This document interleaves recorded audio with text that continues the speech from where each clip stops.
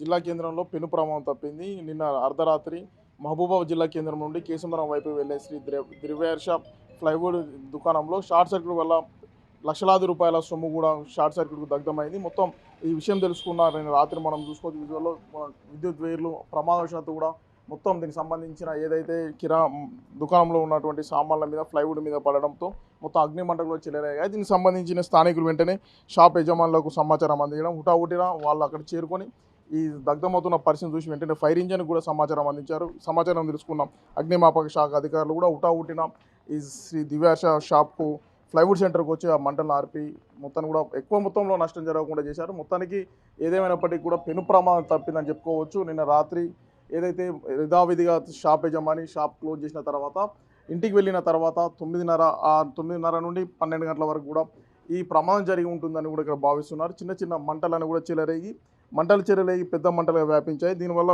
దుకాణంలో ఉన్నటువంటి మొత్తం పెద్ద పెద్ద వస్తువులు ప్లైవుడ్స్తో పాటు ఇంకా ఇతర కాస్ట్లీ ఐటమ్స్ కూడా పూర్తిగా కాలి బూడిదైన పరిస్థితి కూడా కనబడుతుంది. అసలు ఎలా జరిగింది ప్రమాదం ఎంత నష్టం వాటిల్లింది అని పూర్తి విషయాలు మనతో మాట్లాడడానికి షాప్ యజమానులను అడిగి తెలుసుకుందాం.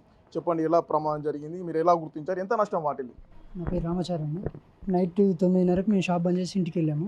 11:45 మాకు కాల్ వచ్చింది, ఇట్లా మీ షాప్లో నుంచి పొగలు వస్తున్నాయని ఫోన్ వచ్చింది. వచ్చి చూడడంతోనే మొత్తం మంటలు చెలరేగుతున్నాయి. దీనివల్ల చాలా నష్టం జరిగింది. మేము బయట క్రెడిట్ కానీ ఖాతాలు తీసుకొచ్చి పెట్టేశాము ఈ షాప్ని. లోపలికి వచ్చేసరికి మంటలతోని ప్లైవుడ్ ఇదంతా కాలిపోవడం జరిగింది. మంచి మంచి ఐటమ్స్ ఇప్పుడు సీసీ కెమెరాకి సంబంధించినవి కానీ అవి కానీ అన్నీ దగ్ధం అవ్వడం జరిగింది. ఒక 30 మ్యాక్సిమం అంటే తక్కువలో తక్కువ 35 లక్షల దాకా పూర్తిగా దగ్ధం అయిపోయాయి. మిగతావి ఉన్నాయి మొత్తం డ్యామేజ్ అయ్యి ప్రజెంట్ అట్లా ఉన్నాయండి. అంటే మీరు ముందుగా దీన్ని గమనించడం వల్ల పెను ప్రమాదం తప్పింది. అసలు ఎలా చూశారు దీన్ని, మీకు ఎవరు సమాచారం అందించారు?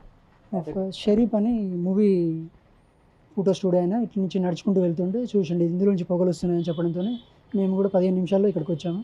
వచ్చి ఫైర్ ఇంజన్కి ఫోన్ చేయడం జరిగింది. వాళ్ళు కూడా టక కంప్లీట్ చేశారండి.